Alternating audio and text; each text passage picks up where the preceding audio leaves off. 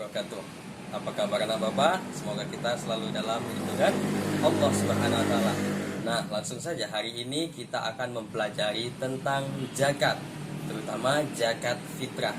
Mungkin anak-anak Bapak sudah melaksanakannya tiap tahun, tapi bagaimana ketentuan tentang zakat fitrah akan kita pelajari seperti di video berikut ini. Zakat.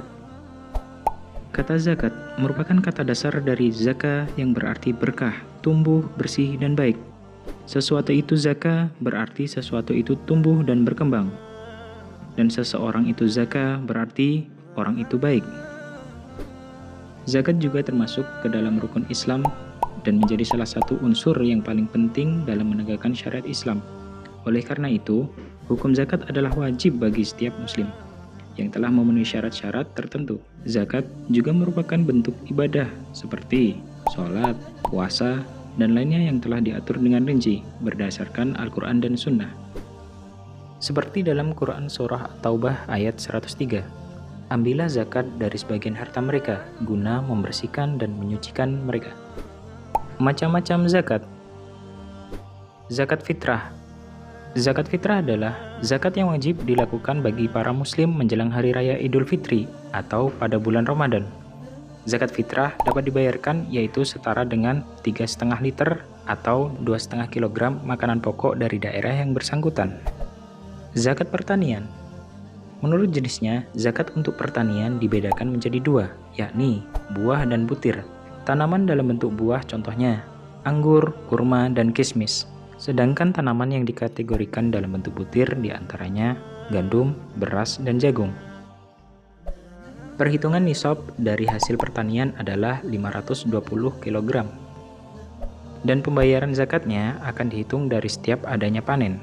Untuk pembayaran zakat pertanian dibagi menjadi dua, yakni 5% untuk yang hasil panennya diairi dan 10% untuk yang tidak diairi.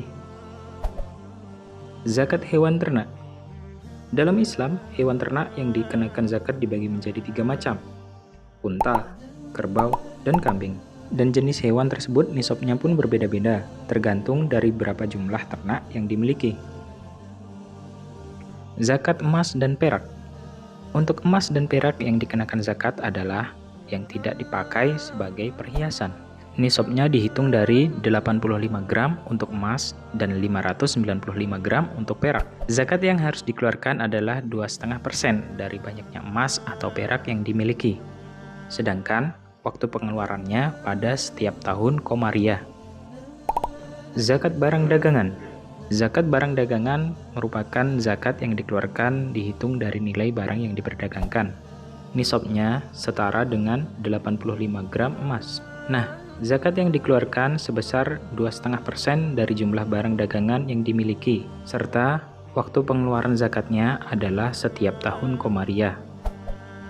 Zakat rikas.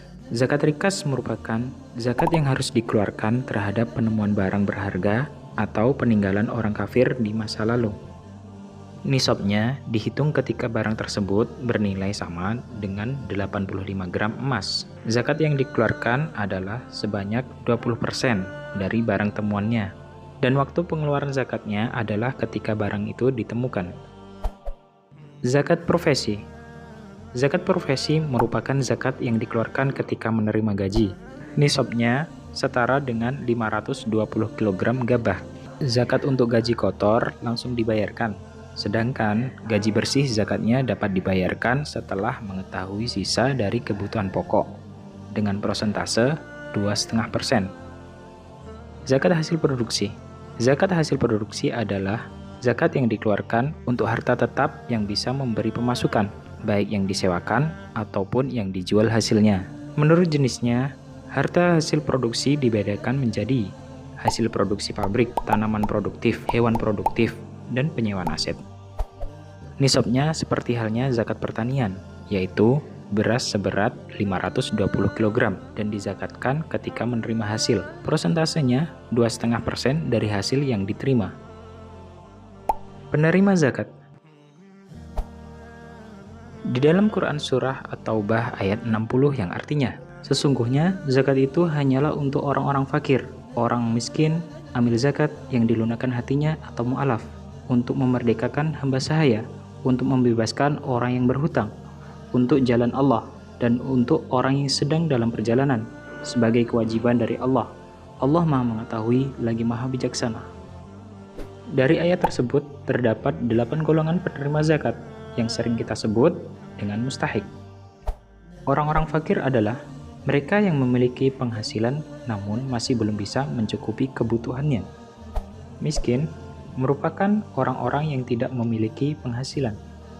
Amil zakat adalah petugas yang menggalang dana dari muzaki dan menyalurkan dana ke para mustahik. Mu'alaf merupakan mereka yang diharapkan ataupun yang sudah masuk Islam.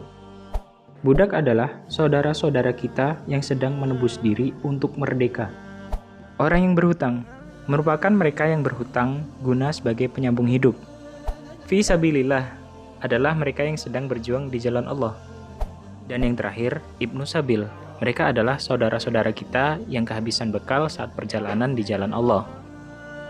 Manfaat zakat. Dengan menunaikan zakat, banyak manfaat dan kebaikan yang kita dapat, seperti mempererat tali persaudaraan antara masyarakat yang kekurangan dengan yang berkecukupan, menghindarkan kita dari perilaku buruk seperti iri hati dan dengki, sebagai pembersih harta dan jiwa, sebagai pengembangan potensi bagi umat Islam, dan yang terakhir, sebagai dukungan moral bagi orang yang baru masuk Islam. Karena dengan zakat bisa memberikan ketenangan dan ketentraman, bukan hanya kepada penerimanya, namun juga bagi yang memberikan zakatnya.